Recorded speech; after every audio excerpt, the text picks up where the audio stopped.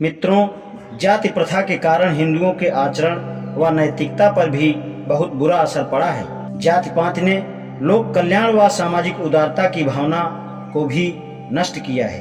अपनी ही जाति के प्रति प्रेम व दूसरी जाति के प्रति घृणा के भाव के कारण ही समाज में किसी भी विषय पर एक सहमति नहीं बन पाती है। एक हिंदू के लिए उसकी जाति ही उसका एकमात्र समाज है।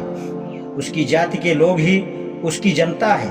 उसका समर्पण, निष्ठा व सामाजिक जिम्मेदारी की भावना केवल अपनी जाति तक ही सीमित है। जाति भेद के कारण अच्छे गुण व अच्छा आचरण भी जाति की सीमा तक ही रह गए हैं। इस प्रकार यदि कोई व्यक्ति विद्वान, योग्य व नेक है, लेकिन यदि वह अपनी जाति का नहीं है तो उसके प्रति कोई इज्जत, सम्मान, श्रेष्ठ गुणों की प्रशंसा, सहानुभूति तथा जरूरतमंद के लिए उदार व सहयोग के भाव का पूरी तरह से अभाव रहता है।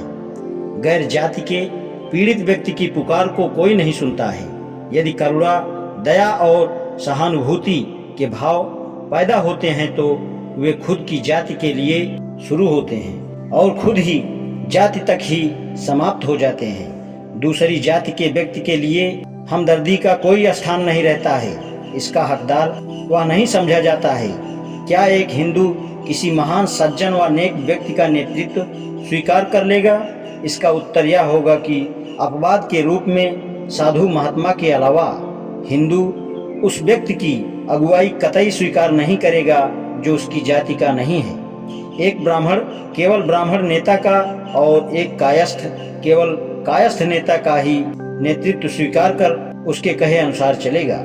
इस प्रकार अपनी जाति के अलावा अन्य जाति के व्यक्ति के श्रेष्ठ गुणों की तारीफ करना, उसकी इच्छाओं की कद्र कर सम्मान करना हिंदू का स्वभाव ही नहीं है। हिंदू सिर्फ अपनी जाति बंधुओं के ही सद्गुणों की प्रशंसा करना चाहता है।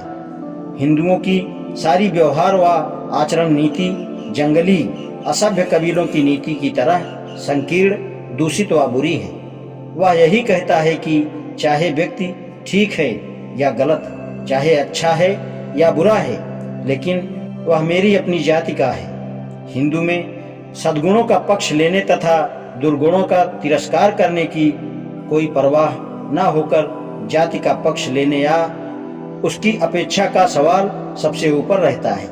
किसी लोकतांत्रिक राष्ट्र के नागरिक होते हुए भी हिंदुओं की इस सीमा तक अपनी जाति के हितों व स्वार्थों की रक्षा का गहरा भाव होना क्या देश के प्रति गद्दारी नहीं कही जाएगी? आज इतना ही, शेष कल। धन्यवाद।